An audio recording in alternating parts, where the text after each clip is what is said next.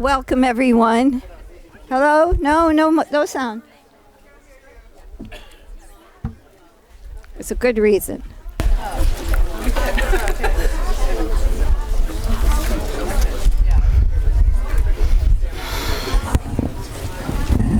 Okay, we're good. Welcome. Hello. Thank you for coming. I'm Sue Ellen Lazarus. I'm the organizer of the book festival. And sometimes things just work out nicely. And the schedule is always coming up with the mix of authors, books, what's new. It's always a work in progress. But this year it seems to have gone particularly well. We have a very nice mix of fiction and nonfiction. And we were very interested in Min Jin Lee's book because of the immigration theme. With immigration being such an important topic that we were thrilled when Min was able to join us for the festival. So it's an important, if you haven't read it, it's a delicious book and you will hear more about it. But I just wanted to make a few little announcements. The book festival is free. We welcome and need donations to make it work. A lot of programming here free of charge. So we encourage you to go over to the information booth and drop off $20 or whatever you feel like. There's also a jar back there for you to do so. There's food available at the Art Shack, please, for purchase by Homeport, so please do that if you get hungry. The author will take questions from the audience and they'll pass a mic around. Please speak into the microphone because we're recording all of this. And Min will be signing books in the book signing tent. Afterwards, you should buy her book because it's terrific. Anyway, it is my great pleasure to introduce her introducer, Caroline Kennedy. Ambassador Caroline Kennedy is an author, an attorney, and a diplomat. She served as U.S. Ambassador to Japan from 2013 to 2017. She lives in New York City, and she also lives in Aquinnah. So she's our neighbor, and we're thrilled to have her here. And let me welcome her up to the stage.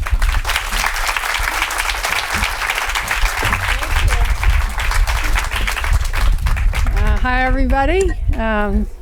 I want to thank Sue Ellen and the organizers and volunteers of this book festival for bringing so many great writers to the Vineyard and for this celebration of the written word. I actually invited myself here today because I wrote a fan letter to Min Jin Lee and asked if I could come and tell everyone how much I loved Pachinko. Having spent the past 3 years in Japan, this audience, won't be surprised to hear that I found that reading fiction was really one of the best ways to get beyond the State Department protocol and begin to understand that intense and complicated society. Pachinko really represents a breakthrough portrayal of an invisible society within a society, which is the Korean community in Japan. The book begins with the sentence, "History has failed us, but no matter." That's one of the most succinct summaries of the human impact of the 20th century legacy of colonialism and war that still fuels tensions in Northeast Asia, including the current crisis with North Korea. Hostility, mistrust, and interdependence between China, Korea, Japan, and now the United States has existed for centuries, not us, but, and military victories and defeats of the past are brought into almost every conversation. Reducing those tensions is a top strategic priority for the United States and probably the number one issue for American ambassadors to the region. But as we try to develop policy, governments too often overlook the human impact of generational conflicts and discrimination. That's why this book is so compelling. It illuminates the systemic discrimination suffered by 3 generations of a Korean family in Japan, while showing the power of individual love and loyalty to overcome unimaginable obstacles and tragedy. And even though Japan is unwelcoming to foreigners in its own particular and complex ways, Pachinko has lessons for America, too, as Sue Ellen said, as we debate our history and our contemporary attitude towards immigration. But the really wonderful thing about this book is not its exploration of the comparative xenophobia of America and Japan. It's the complex humanity of its characters. The way the author describes the suffering they cause each other while remaining sympathetic to all of them. The love and sacrifice of parents for their children. The powerlessness and strength of women. And the struggle across generations that all families experience, but rarely can elevate into a universal story. As a reader, I had the feeling I was immersed in a 19th century novel, inhabiting a world I didn't want to leave, with characters that made me look differently at people in my own daily life and the struggles that they may be facing. And finally, in case you think I'm not making this book sound like a fun summer read, I also want to congratulate Min on creating a great romantic hero in Hansu. He is Heathcliff, the Scarlet Pimpernel, Mr. Darcy, Rhett Butler, all rolled into one with a gangster twist. And the real reason that I'm here is that even though I know he is a fictional character, I was hoping that maybe I would get to meet him. I don't want to say any more, but everyone who I've given this book to, here and in Japan, loves it as much as I do. And it's my pleasure to introduce the author, Min Jin Lee.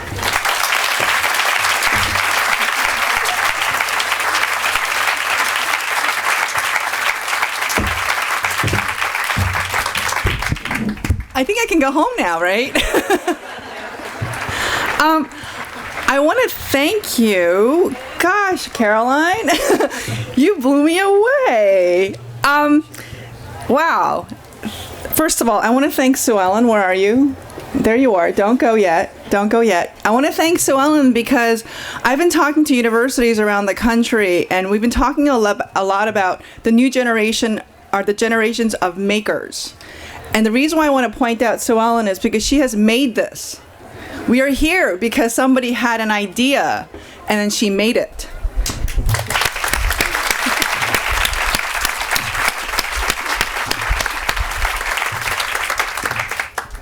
When my kid was little, and he's very big now, he's over there. He's 19.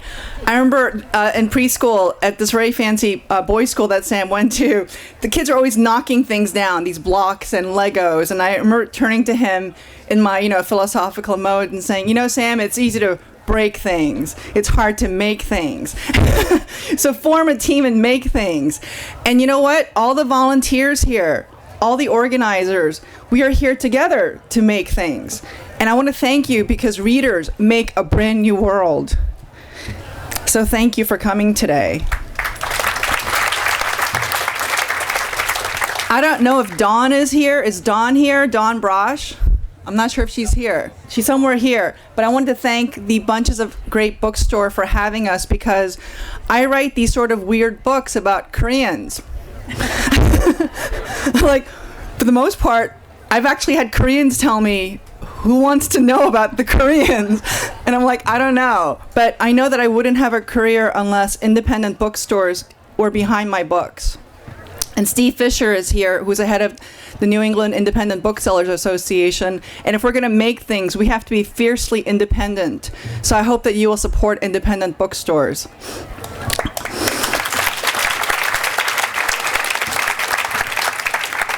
And finally, I think I should explain something about Caroline.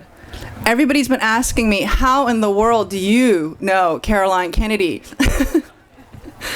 And underneath that question is, she's incredibly brilliant. She is an international statesman. She's an amazing author, and she's really super literary, and she knows a lot about poetry. How in the world do you know Caroline Kennedy? And I just tell them it's very simple. I am not a snob. I will not hold all of her achievements against her. I am so very, very fortunate. Thank you so much, Caroline. It means the world to me. And I'm really so happy to be here because I wrote part of my first book in Martha's Vineyard. And I don't think, is Kitty here? Is Kitty here? Oh, it's okay. I wrote part of my first book here, but before I talk about anything, I just sort of wanted to explain something about the contemporary mood, because I've been feeling really upset, and I thought maybe you might be feeling upset, and I thought that, catharsis is a good thing. And just recently, the current president had mentioned something about getting rid of legal immigrants, cutting that immigration law by half. And I just wanted you to know that if that law passed in 1976, when I came to America, I would not have been able to come. My mother is actually the brother of somebody who lived in this country, and because my mother was the sibling of somebody, we were allowed to come in 1976, and I'm standing here primarily because of generous immigration laws, and it's been very troubling to me, and you'll see why I've been affected by this. So in 1989, I was a junior in college, and I was profoundly lost. I know it's hard to believe, but I was. And I was a history major, and anybody knows that history majors are so directed in their path for their careers. And I had no idea what to do with my life. So instead of going to my class, I went to a lecture which featured an American missionary, because I really had nothing better to do. And I did it as a favor to the university chaplain, because I was the only kid, I think, at Yale College who went to church. And he said, "Why don't you come to this lecture?" So I said, okay. And I was the only kid at this lecture, so I couldn't leave.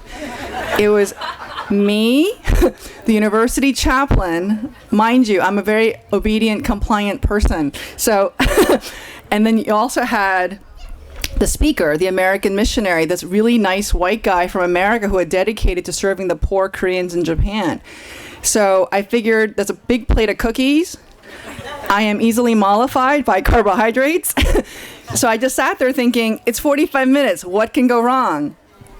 Well, that talk changed my life, because I've spent almost over 20 years working just on this book, and about 30 years ruminating about the condition of the Koreans in Japan. So the man, the missionary, he was a nice guy, and he was telling us a story about from 1910 to 1945, the Koreans in Japan came to Japan because Japan colonized Korea. And when they were colonizing Korea, many Koreans were brought in forcibly, and some of them came voluntarily as economic migrants. They were just poor immigrants, and they were doing jobs that nobody wanted to do in Japan. And they stayed for multiple reasons: the Korean War, the division of the country, lots of reasons. However, during that time, they were really considered second-class citizens, and unfortunately, even today, Koreans in Japan really suffer under a suspicion of being very sketchy people. They're considered to be criminal, dirty, untrustworthy, and very often have poor hygiene. Even today. I took a shower today. But all this was happening, and as I was hearing this from the missionary, I thought, well, that's kind of sad, but I was a history major, so I knew everything, and I figured, this is another sad story. But then he told us a story about a boy who was in his parish, who was 13 years old. And the little boy, who was in middle school, who had just graduated middle school, climbed up to the apartment building where he lived, and he jumped off to his death. And his parents were naturally devastated, because they could not understand what would compel a 13-year-old boy to wish to die. So they went through his things, and they found his middle school yearbook. And in his middle school yearbook, they opened it up. His Japanese classmates had written, "Go back to where you belong. I hate you. You smell like kimchi," and they wrote the words, "Die, die, die." And that story changed my life. And I'll tell you why it changed my life. It changed my life because I'm an American citizen, and I'm a naturalized American citizen. English is not my first language. And throughout my life,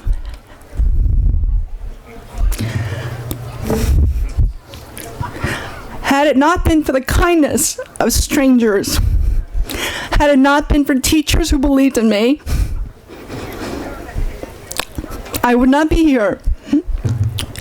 And it shocked me to think that unlike in America, despite the headlines today, that people could hate children because of their ethnic heritage.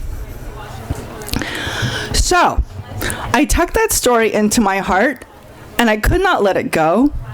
However, in 1990, I was still a nice immigrant girl, and I went to law school.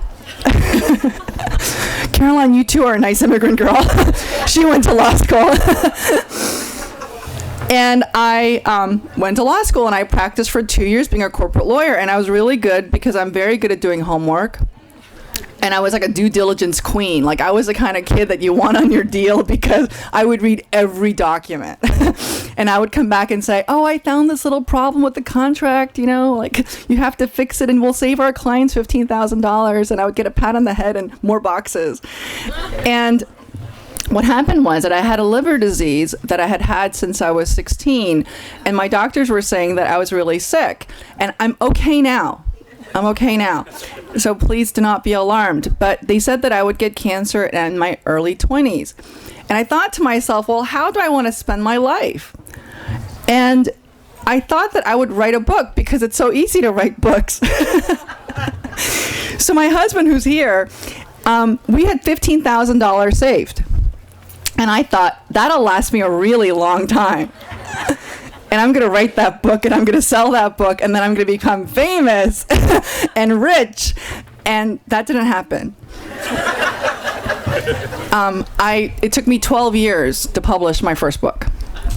From 1995 to 1996, I wrote a book, and it was sent out, and it was called The Revival of the Senses. And you will never see that book. Despite the incredibly pretentious title, it was a terrible book, and it was terrible because, as my husband said, it was boring. I love you, Chris. I can respond in love. And then in 1996 to 2003, I thought, I am going to write about the Koreans in Japan because that is an important story, so I should focus my time on doing things that are important if I have given up money and status and security. So I focused on that book, and I wrote it, and I did all the research. Like, I know everything about the Koreans in Japan. Like, you can ask me anything. And I wrote that book, and again, it was terrible because it wasn't a novel. Like, it didn't have these characters that we needed to make you want to pay $27 or turn the pages, more importantly, to turn the pages. So I studied a lot more about what I wanted to do, and I put that book aside, and one day I was on the subway, which is my primary mode of transportation, and I was reading because it's a great way to pass the time in the subway. And I finished this book by V.S. Naipaul, who is confirmedly a racist, sexist dog. However, he wrote a very beautiful, like, compelling novel called A House for Mr. Biswas. And when I finished it, I burst into tears, and you know I have a crying problem. And people are staring at me. And when I finished it, I realized that I was really upset. I was really upset because he had the courage to write about people that he grew up with. And I thought, oh, I'm going to do that. So then I wrote Free Food for Millionaires. So from 1997 until, golly, this is so embarrassing. So from 2003 to 2007, I wrote Free Food for Millionaires, and that book became my first book. But my first book is actually my third book. And then in 2007, my husband got this really good job, and then we needed the money. So we moved to Japan, but I didn't want to move to Japan. And then also, I didn't want to get a new husband. Because for you out there who are married, you know, it's not easy to find a good spouse. And I didn't have any other takers. So I said, okay, I'll go, and I'll try to be a decent parent and a decent spouse. But my consolation was that I could return to the book about the Koreans in Japan. And I did, and I interviewed every Korean Japanese person that I could possibly meet, and I met dozens upon dozens. And once you get the flag, they usually kind of send you out to another person who you could talk to. So the initial parts were really hard because today there are 3 different kinds of Koreans in Japan. I'm talking about fourth, fifth generation Korean Japanese people. You could be somebody who carries a South Korean passport. You don't speak Korean, you've never been to South Korea, but you can have a South Korean passport because you are a foreigner. You're 5 generations in and you're still a foreigner. The second kind of Korean in Japan, and this is really a doozy, is that you can identify with North Korea.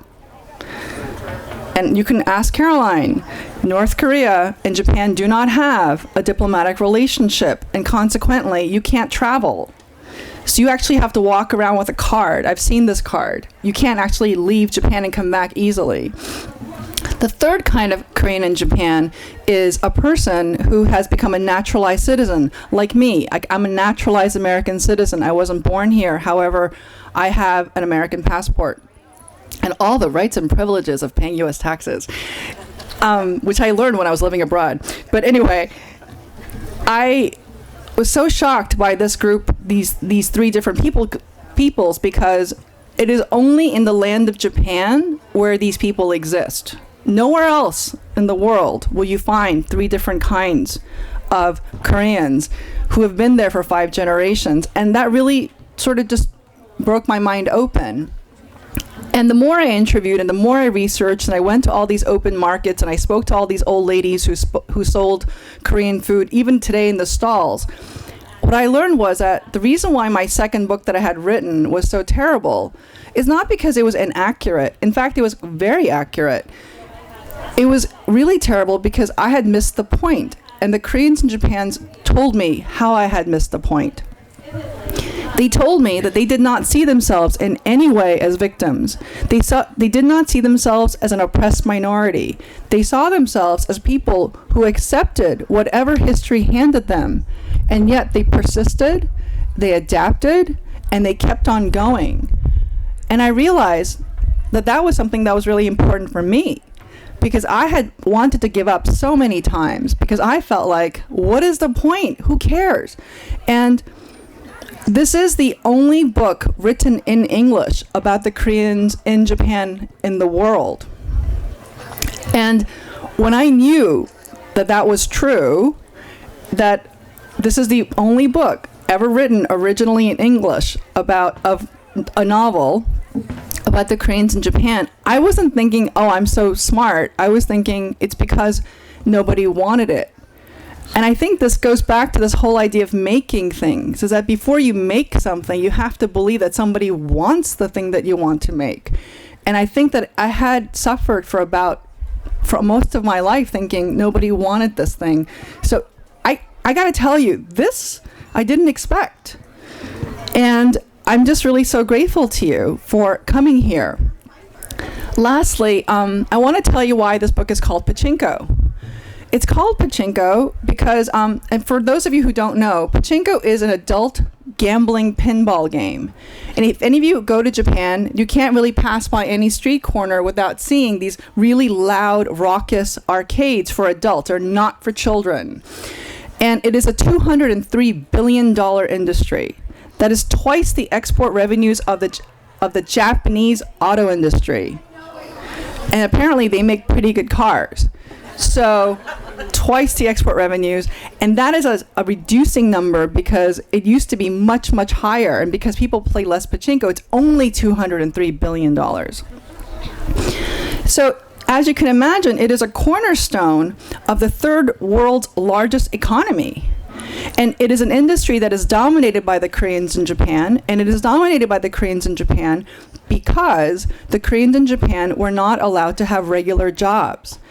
Even today, you can be a 5th generation Korean in Japan, and if you don't have the right passport, it is very difficult for you to become a police officer, a nurse, a teacher. So you can't aspire to the middle class because you're not welcome. And consequently, the Koreans in Japan have entered 2 industries, pachinko and yakiniku, which is Korean barbecue. Now, for those of us here, we open-minded Americans, we probably think if you have a cousin who works at the card table in Las Vegas, you wouldn't necessarily think that he's a loser.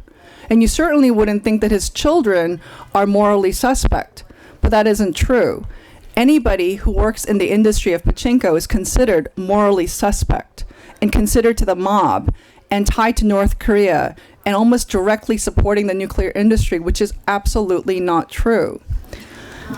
Unfortunately, this is what's going on. And the reason why, and I'm not doing any spoilers here, I just wanted to sort of share with you the metaphor of pachinko, which is that even when we play games, or even when things seem incredibly unfair, for me, the lessons that I learned from the Koreans in Japan were that we continue to play on.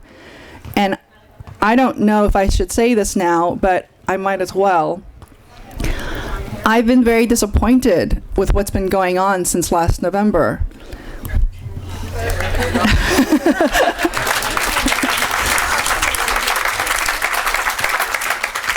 And I know there's sometimes you want to just like lay down on the sofa and despair, rather than just being amused by the revolving doors of people coming in and going out who are even less qualified than the one before. And nevertheless, I think that what we can say is that we must persist, that we must carry on, and we must create change, and we must do this for our children, and we must become makers. So thank you.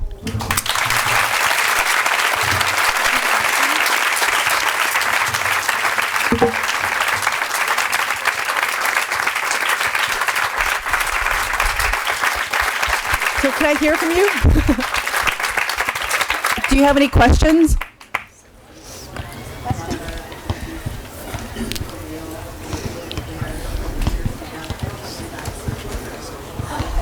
I think it's this gentleman in the black shirt.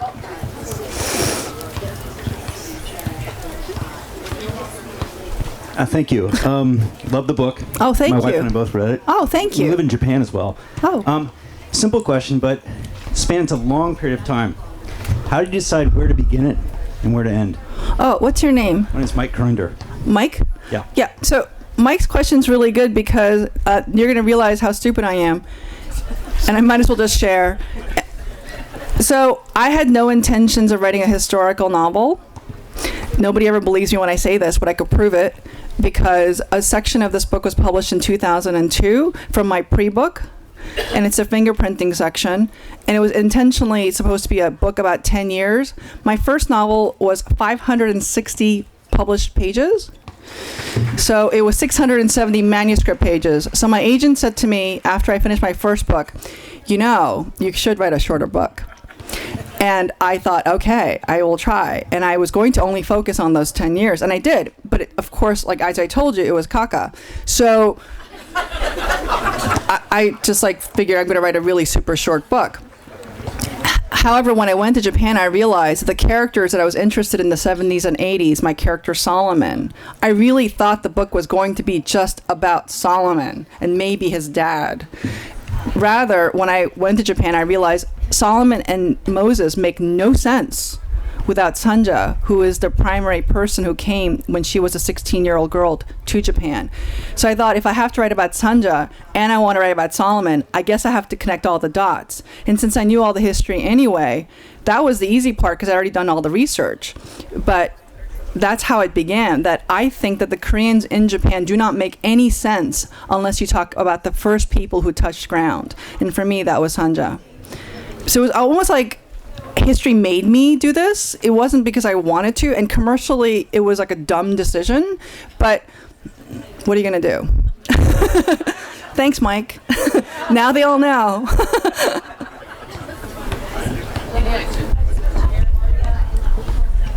Yes, in addition to discrimination against Koreans, Japan is also noted for discrimination against women. Would you speak to that issue? Why not? It's funny. Carol and I have a mutual friend, Kathy Mitsui, and she created this really cool term called Abenomics. And it's really important because her thesis, and I hope that I'm getting it right, is that the economy in Japan needs to really grow. And the only way it's really going to grow is by taking half of its population, incredibly competent women, and putting them out in the workforce.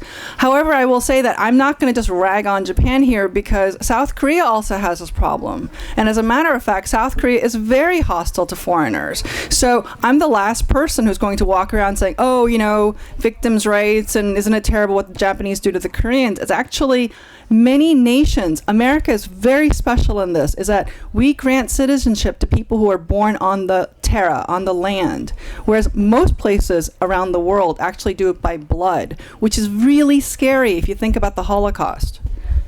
So going back to your question about the way it treats women, it's incredibly difficult. I have many friends who are from Japan who are women, and once you have a child, or when you get married, you might be able to continue working, but once you have a child, you are required to do things for preschool and kindergarten, tasks that all of us would consider full-time jobs. And if you don't do them, you are shamed. Your kid is punished. So as a parent, I think that's incredibly cruel to do that to women. So I don't think, I know that we have a working class stay-at-home mom, debate in this country, but it's nothing compared to your kids not being included in parties if your mom doesn't volunteer Tuesday, Wednesdays, and Thursdays. So, just on a very practical level, I think that for me, daycare, childcare, universal health care, all those things really change the lives of women in such a dramatic way, and obviously children.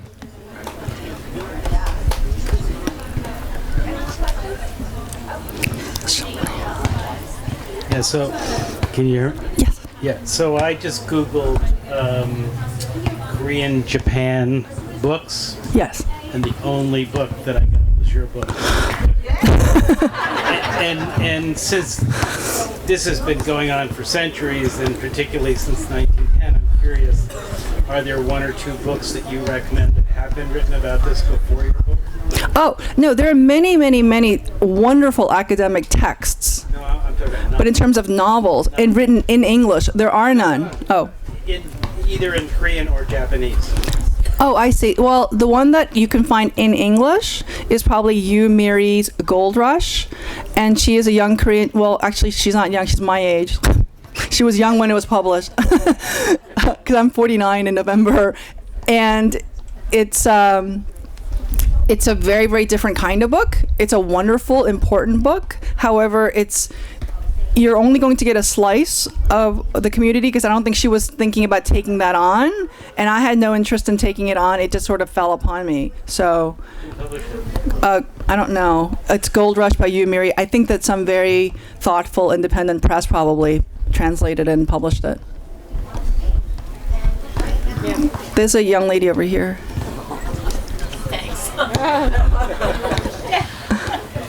Have very many Korean, Japanese people emigrated to the United States or other countries, and have you met folks who are Korean background from Japan in the United States? What's your name? Jenny. Jenny, I like this question a lot because it's a really tricky question. I enjoy a good problem, and it's interesting, particularly because so many Korean Japanese don't say that they're Korean Japanese. So you might meet people who say they're Japanese, but they're actually ethnically Korean. And the reason why they don't say it is because the punishment socially is so intense. And I've actually met many Korean Japanese who've secretly whispered it to me, like it's their secret shame that they're ethnically Korean. And of course it's shocking for me because I'm like, I'm Korean. Aren't we fun? And they don't think of it that way. And they come here, a lot of them, if they have any money at all, they actually will try to send their kids to the U.S. because the U.S. is really seen as this kind of promised land. And one of my characters, even very early on, sees California as a place of equality and opportunity and liberty for people who, despite their ethnicity. And I guess even today, when I was living in Tokyo, I would meet these really pretentious Americans, nobody here.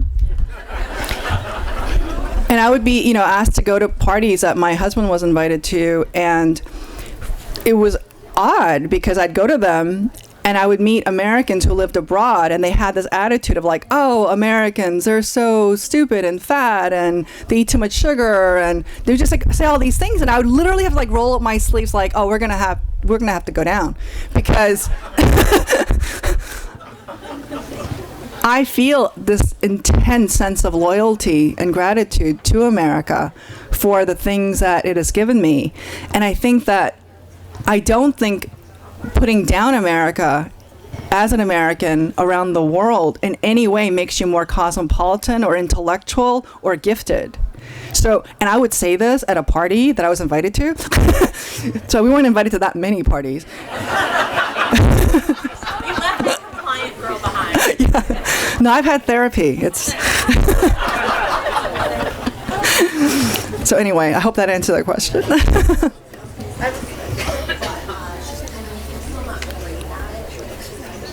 We talked a lot about the political aspects of your book, and it was eye-opening to me because I, like many people here, knew nothing about it. I read the book, however, and I want to sell the book. Oh, sorry. That's what this question is about. Thank you. My publisher thanks you. My mother thanks you. I read it as if it were a dirty pleasure. Oh, good. And I was able to justify going off and saying, well, it's about this issue. But in fact, it's the characters who drew me into it. Oh, Can thank you. you talk a little bit about the actual novel parts of Pachinko and how you came to find those people and create them and make them so engaging? What's your name? Linda. Linda. Linda's question is really good. My publisher out there is clapping somewhere.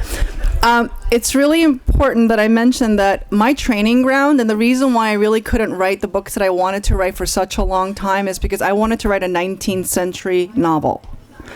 And I wanted to write a 19th century novel with the crispness of the sentences of, get this is my ambition. I wanted to write it as well as John Updike.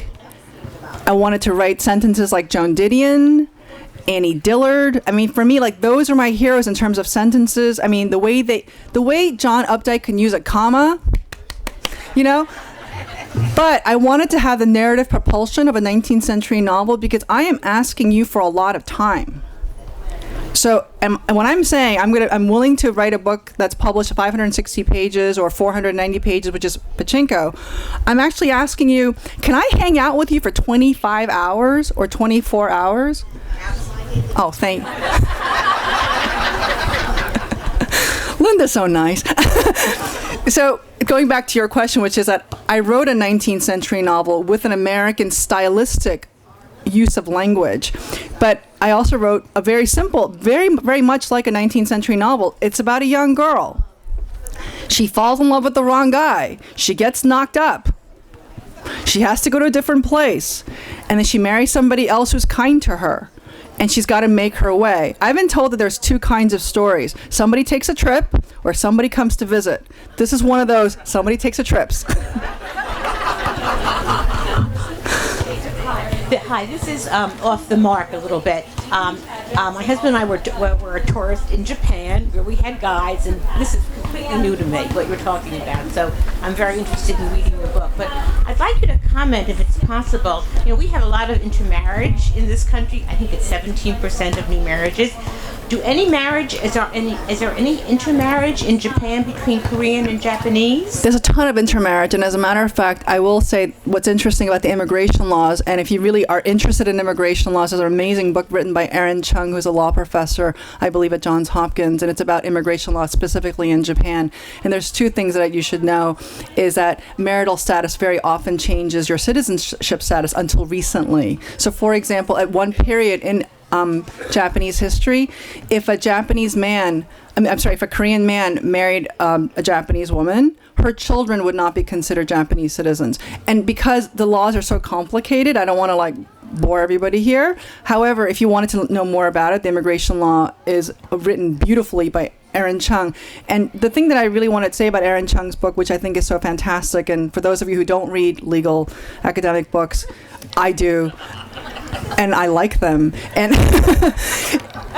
is that she talks about how so many of the civil rights that are gained in Japan for all foreigners, including white Americans, were actually fought for by Koreans in Japan.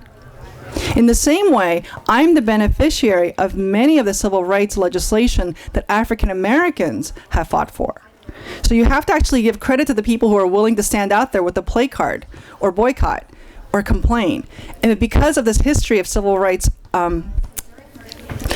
protest, again, Koreans are often seen as troublemakers. And I'll tell you this one silly story about a toilet. My husband and I were staying at this really nice expatriate apartment that his company had paid for that I would not normally be able to afford. And one day, the toilet started to leak above our master bathroom. And I called the management company and I said to them, oh, the toilet is leaking. And they came and they fixed it. And they had to open up the entire ceiling to fix this toilet. But then the next day, they said that they're going to come back and repair it. So then I said, oh, well, before you repair it, don't you have to dry it out properly? Otherwise, you'll get black mold. And of course, I've watched way too much 2020. So I was really scared of black mold happening in Japan. Totally crazy, I get it. But so then he said, and I said, I would stay an extra day from work for them to properly dry out the ceiling so then the moisture would go away. And the Japanese management company said to me, you Koreans are always complaining. And I was so shocked. I was so shocked because, the model minority myth of Asian Americans in this country is that we never complain and that we're always good at math and whatever. So it was such a shock for me to think that someone would think that I'm complaining too much, because I will literally pack up my boxes that I don't sell for the bookstore. I don't care about any of that stuff because I've done so many working class jobs and I come from a very humble background. And it was such a shock to me that someone can think that just because I was saying as a homeowner, and it's not even my house. So that was one weird example of that happening. And that said, I really want to be fair to the Japanese because I have so many friends who are Japanese. My husband is half Japanese. My kid is a quarter Japanese. I'm the last person who would say that all Japanese people believe this. But what's so scary about stereotypes is that we can always rely on them whenever it's convenient. And that's what happened repeatedly for me. And that was really quite a shock. Thank you so much.